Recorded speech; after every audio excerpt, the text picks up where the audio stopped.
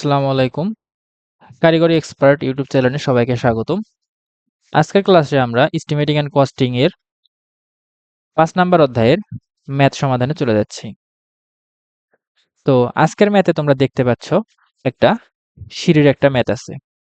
তো চলো আমরা ম্যাথের প্রশ্নটা করে ফেলি। তো এখানে বলেছে নিম্নে চিত্রে সিঁড়ির দৈর্ঘ্য দেওয়া আছে ২ মিটার। অর্থাৎ সিঁড়ির দৈর্ঘ্য বলতে কি বুঝিয়েছে সেটা আগে বুঝি। সিঁড়ির দৈর্ঘ্য বলতে আমাদের এখানে সিঁড়ির এই সাইডটা আমরা শুধু একটা পার্শ্ব দেখতে পাচ্ছি এবং এখান থেকে সিঁড়ির যে ওইদিকে আরো দৈর্ঘ্য আছে, যেমন ধরো এরকম, আবার এখান থেকে এদিকে যে দৈর্ঘ্যগুলো আছে এই দৈর্ঘ্যটা হচ্ছে ২ মিটার। হ্যাঁ, তাহলে ২ মিটার দৈর্ঘ্য বলতে এখানে কি বুঝিয়েছে সেটা আমরা বুঝতে পারছি। অর্থাৎ সিঁড়ি থেকে সিঁড়ির পুরো এই দিকের দৈর্ঘ্যটা ২ মিটার। হ্যাঁ, এরপর যদি আবার আমরা এরকম করি, আবার এরকম করি, তাহলে এই দিকের দৈর্ঘ্যটা, সিঁড়ির এই দিকের দৈর্ঘ্যটা হচ্ছে ২ মিটার। এখন আশা করতেছি তোমরা বিষয়টা বুঝতে পারছো। তো এরপর সিঁড়িতে ১২ মিলিমিটার পুরুত্বের প্লাস্টার যদি আমরা 1:4 অনুপাতে করি তাহলে মালামালের পরিমাণ নির্ণয় করতে বলছে। 1:4 বলতে কি বুঝাইছে এখানে? 1:4 বলতে বুঝাইছে আমরা যদি ১ ব্যাগ সিমেন্ট ব্যবহার করি তাহলে ৪ ব্যাগ আমরা বালি ব্যবহার করব। তো আশা করতেছি প্রশ্নটা আমরা বুঝতে পেরেছি। তাহলে চলো এখন আমরা সমাধানে চলে যাই। তাহলে প্রথমেই আমরা এখানে যে থ্রেডগুলো আছে, অর্থাৎ এই অংশটুকু, এই থ্রেডগুলোর উপর কতটুক প্লাস্টার করতে হবে বা প্লাস্টারের পরিমাণ নির্ণয় করব। আগে আমরা থ্রেডের উপরি অংশের ক্ষেত্রফলটুকু বের করে নেই। এই থ্রেডগুলোর উপরি অংশের ক্ষেত্রফলগুলো এই থ্রেডগুলোর উপরি অংশের ক্ষেত্রফলগুলো আগে আমরা বের করে নেই। তাহলে আমরা লিখি থ্রেডের উপরি অংশের ক্ষেত্রফল। তাহলে সেক্ষেত্রে দেখো আমাদের এখানে মাপ দেওয়া আছে। প্রতিটা থ্রেডের এই অংশটুকুর মাপ হচ্ছে 25 সেন্টিমিটার, আর এইদিকের দূরত্ব হচ্ছে কত? ২ মিটার। তাহলে এখন আমরা যদি ক্ষেত্রফল বের করতে চাই উপরের অংশের, তাহলে আমরা এখানে প্রস্থ জানি এবং এদিকে দৈর্ঘ্য হচ্ছে আমাদের ২ মিটার। তাহলে সেক্ষেত্রে আমরা এখানে কি লিখতে পারি? সেক্ষেত্রে আমরা লিখতে পারি 2 ইন্টু আমাদের, আচ্ছা আমরা যদি মিটারে বের করি তাহলে এখানে যেহেতু সেন্টিমিটারে আছে তাহলে 25 কে আমরা 100 দ্বারা ভাগ করলে 0.25 পাবো। এখন দেখো আমাদের এখানে টোটাল ধাপ কয়টা আছে? একটা ধাপ আছে, দুইটা ধাপ আছে, তিনটা ধাপ আছে। তাহলে এই ৩ ধাপের জন্য আমরা এখানে ৩ দিয়ে গুণ করে দিব। তাহলে এখানে আমরা ক্যালকুলেশন করলে পাবো 1.50 মিটার স্কয়ার। এরপর আমরা এখান থেকে আমরা এখন কি পেলাম? ট্রেডের ক্ষেত্রফল পেলাম। এখন আমরা এই যে এই অংশটুকু, অর্থাৎ রাইজের অংশটুকু, এই যে এই অংশটুকু, এই রাইজের যে অংশটুকু আছে এই অংশটুকুর ক্ষেত্রফল বার করব। তাহলে সেই ক্ষেত্রে আমরা কি করব? সেক্ষেত্রে আমরা লিখতে পারি রাইজের ক্ষেত্রফল ইজ ইকুয়াল টু, তাহলে রাইজের এদিকে টোটাল দৈর্ঘ্য কত? এদিকে হচ্ছে ২ মিটার, আর এদিকে হচ্ছে আমাদের দেওয়া আছে ১৫ সেন্টিমিটার। এই অংশটুকু দেওয়া আছে ১৫ সেন্টিমিটার। তাহলে সেক্ষেত্রে লিখবো আমরা 2 ইন্টু ১৫ কে যদি আমরা ১০০ দ্বারা ভাগ করি 0.15। আর এখানে টোটাল রাইজ কয়টা আছে? একটা, দুইটা, তিনটা। তিনটা রাইজ আছে, তাহলে সেজন্য আমরা এখানে আবার ৩ দিয়ে গুণ করে দিয়ে লিখতে পারি। ক্যালকুলেশন করলে আমরা পাবো 0.90 মিটার স্কয়ার। আচ্ছা, এখন দেখো আমরা এইটুক পাইলাম, এই অংশগুলো পাইলাম, আর ট্রেডের অংশটুকু এবং রাইজের অংশটুকু পাইলাম। এখন আমরা এই অংশটুকু নির্ণয় করব। কালারটা একটু চেঞ্জ করি, বোঝা যাচ্ছে না। এই অংশটুকুর ক্ষেত্রফল আমরা এখন নির্ণয় করব। এই সাইডের অংশটুকুর ক্ষেত্রফল নির্ণয় করব। তাহলে সেক্ষেত্রে আমরা কি করব? দেখো আমরা লিখি প্রান্তের বা পার্শ্বের ক্ষেত্রফল, পাশের ক্ষেত্রফল, এখানে দেখো, এখানে আমি তোমাদের একটা জিনিস আগে দেখাই। পাশের ক্ষেত্রফল বের করার জন্য আমাদের এই অংশটুকু, এই অংশটুকু এবং এই অংশের ক্ষেত্রফল যদি আমরা বের করে যোগ করে দেই, তাহলে কিন্তু আমরা এই টোটাল পার্শ্বের ক্ষেত্রফল পাচ্ছি। এখন দেখো, আমরা যদি এই অংশটুকুর প্রথম ধরলাম, আমরা এটা ১ নাম্বার অংশ, এটা ২ নাম্বার অংশ, এটা ৩ নাম্বার অংশ। এখন আমরা প্রথম আগে ১ নাম্বার অংশের ক্ষেত্রফল বের করব। তাহলে সেক্ষেত্রে আমাদের টোটাল এইটুকুর ডিসটেন্স কত? এইটুকুর ডিসটেন্স হবে, দেখো এখানে এইটুক ২৫, এইটুক ২৫ এবং এইটুক ২৫। তাহলে তিনটা যোগ করলে কত হচ্ছে? ৭৫ সেন্টিমিটার। তাহলে ৭৫কে যদি আমরা ১০০ দ্বারা ভাগ করি, তাহলে সেক্ষেত্রে হবে 0.75। এরপর দেখো এইটুক কত? এইটুক আমাদের দেওয়া আছে, রাইজের মান হচ্ছে ১৫ সেন্টিমিটার। তাহলে 0.15। তাহলে সেই হিসাবে আমরা এটাকে গুণ করে দিলে পাবো, ক্যালকুলেশন করি, 0.75 ইন্টু 0.15। তাহলে পাবো, এটা এখানে আমরা আরেকটা কাজ করতে পারি। এখন দেখো, আমাদের এই পাশেও যেরকম এরকম সাইড আছে, আমাদের কিন্তু এই পাশেও সেম এরকম একটা পার্শ্ব আছে। তাহলে সেক্ষেত্রে আমরা দুই পার্শ্বের একসঙ্গে বের করার জন্য ২ দিয়ে গুণ করে দিতে পারি। অর্থাৎ তাহলে এই পাশেরও এইটুকুর মান পাবো, ওই পাশেরও এইটুকুর মান পাবো। তাহলে দুইটা একসাথে হয়ে যাচ্ছে আমাদের, গুণন 2। তাহলে 0.225 মিটার স্কয়ার। এখন দ্বিতীয় দ্বিতীয় অংশের ক্ষেত্রফল আমরা বের করি। দ্বিতীয়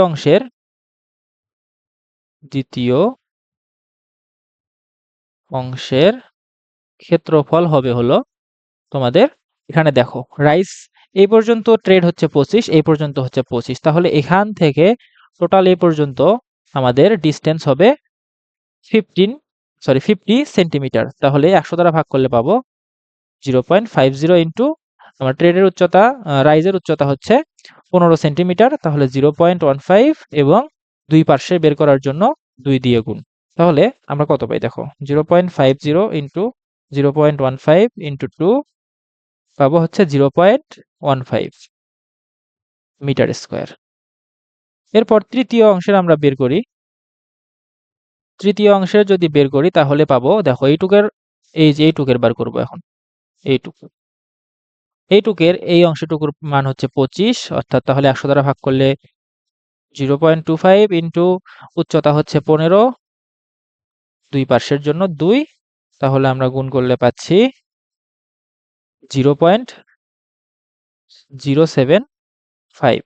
এখন আমরা যদি এই তিনটা জিনিস যোগ করে দেই, তাহলে কত পাচ্ছি? প্লাস যদি আমরা তিনটা যোগ করি, 15 প্লাস 0.225, টোটাল যোগ করলে পাবো হচ্ছে, মোট করলে পাবো 0.45। এটা কিন্তু বইয়ে শর্টকাটে দেওয়া আছে, আমি তোমাদের একটু ভাঙ্গাইয়া দেখাইলাম। তাহলে দেখো, এখন আমরা এখানে টোটাল কতটুকু এরিয়া প্লাস্টার করতে হবে সেই এরিয়া কিন্তু আমরা পেয়ে গেছি। এখন টোটাল এরিয়াটা তাহলে আমরা এখন যোগ করে নেই। টোটাল এরিয়া যোগ করলে আমরা পাবো মোট, এখানে ধরো আমরা সাইডে লিখি একটু, নিচেই যাই, ধরো এখানে লিখবো মোট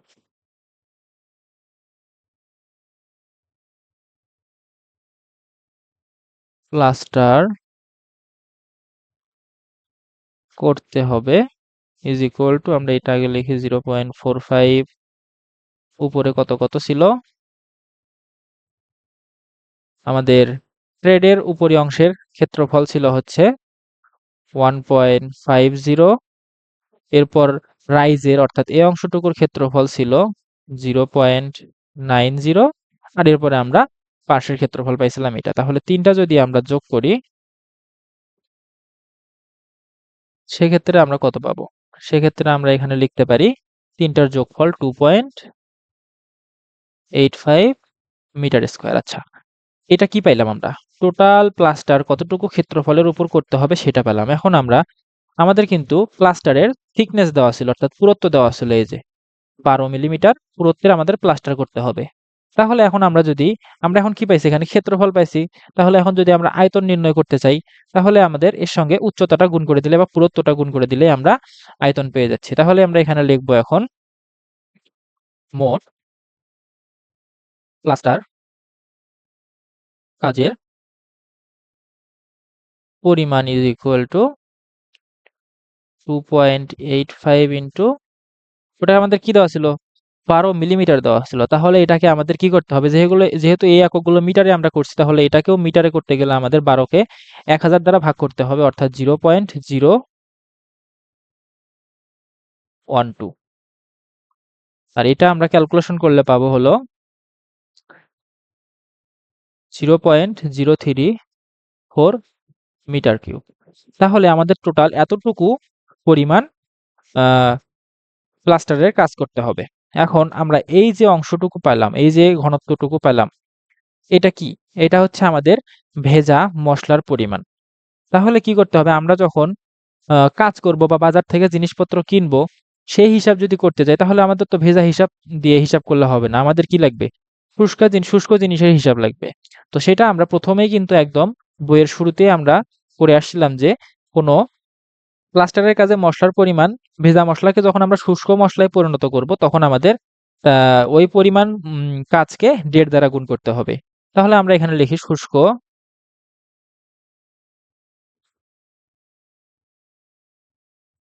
মসলার পরিমাণ ইজ ইকুয়াল টু 0.034 ইন্টু 1.5। তাহলে 1.5 দিয়ে আমরা কি পাবো? শুষ্ক মসলার পরিমাণ।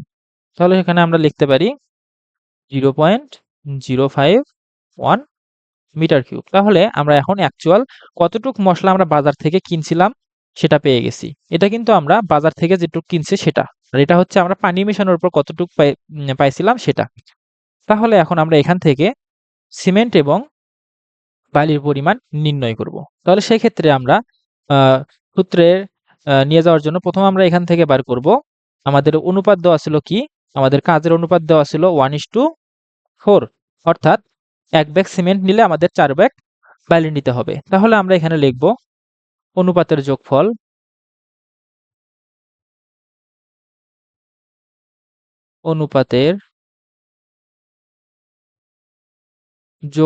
Is equal to 1+4 is equal to 5। আমরা এটা কি পেলাম? অনুপাতের যোগফল পেলাম। এখন আমরা এখান থেকে সরাসরি সিমেন্টের পরিমাণ এবং বালির পরিমাণ নির্ণয় করব। তাহলে সিমেন্টের পরিমাণ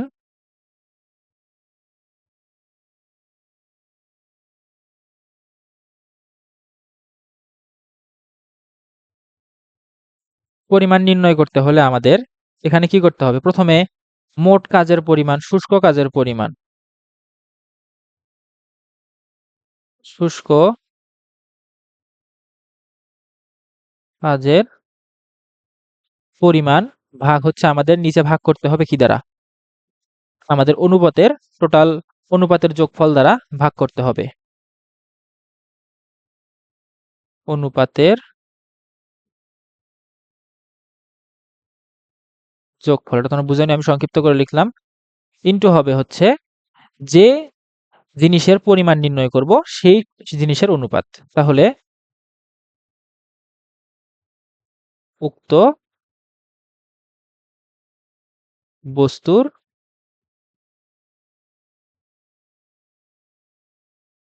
অনুপাত। তাহলে এইটা করলে আমরা কতটুক পরিমাণে ওই যে জিনিস বার করব সেটার পরিমাণ আমরা পাবো। তাহলে এখানে যেহেতু আমরা সিমেন্ট বার করতেছি, তাহলে সেক্ষেত্রে আমাদের উপরে হবে মোট কাজের পরিমাণ কত? মোট কাজের পরিমাণ আমাদের 0.051। এরপর আমরা এখানে গুণ করব, সিমেন্টের অনুপাত কত ছিল? 1। তাহলে 1 দ্বারা গুণ করব, আর মোট আমাদের অনুপাতের যোগফল হচ্ছে 5। তাহলে এখানে আমরা সমান সমান দিয়ে লিখতে পারি, কত হয়? 0.051 ভাগ হচ্ছে 5 করলে পাবো হচ্ছে আমরা 0.0102 মিটার কিউব। এখন আমরা বাজারে যখন সিমেন্ট কিনতে যাব, তখন কিন্তু আমরা মিটার কিউবে সিমেন্ট কিনতে পারবো না। তাহলে সেক্ষেত্রে আমাদের হিসাবটা বস্তায় বের করতে হবে। তাহলে বস্তায় যদি আমরা এখন বের করতে চাই, তাহলে যে পরিমাণ সিমেন্টের পরিমাণ বার হবে, যদি সেটা মিটার কিউবে হয়, সেক্ষেত্রে আমরা সেটাকে 30 দিয়ে গুণ করব। আর যদি সিএফটিতে হয়, তাহলে সেটাকে আমরা সিএফটির ক্ষেত্রে 0.8 দ্বারা গুণ করব। হ্যাঁ, তাহলে আসো এখন আমরা বস্তায় যদি বের করি তাহলে এখানে আমরা সমান সমান দিয়ে লিখি 0.0102 ইন্টু 30। তাহলে সেই হিসেবে আমরা বস্তা পেয়ে যাব, কত বস্তা সিমেন্ট আমাদের লাগবে। তাহলে 0.306, এটা যাতে খুব ছোট মান, আমাদের পূর্ণ সংখ্যা করার দরকার নেই, কিন্তু যখন অনেক বড় মান আসবে, ধরো 200 বস্তার পরে পয়েন্ট আসছে, তখন আমরা সেটা পূর্ণ সংখ্যা করে লিখতে পারবো। কিন্তু যেহেতু অনেক ছোট মান, তাহলে আমরা এরকমই রেখে দিব। আচ্ছা, তাহলে এখন আমরা বালির পরিমাণ নির্ণয় করি।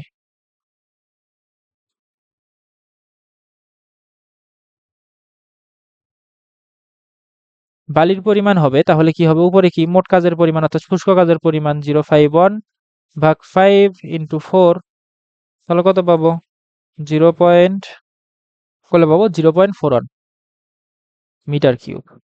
এখন এটাকে আমাদের আর কোনো কিছু করার দরকার নেই, কারণ আমরা বাজারে বালিকে মিটার কিউব হিসেবে কিনে থাকি। তাহলে বালির হিসাব এ পর্যন্তই। তো আশা করতেছি তোমরা ম্যাথটা বুঝতে পারছো। পরবর্তী ক্লাসে আবার একটা ম্যাথ নিয়ে তোমাদের সঙ্গে দেখা হচ্ছে।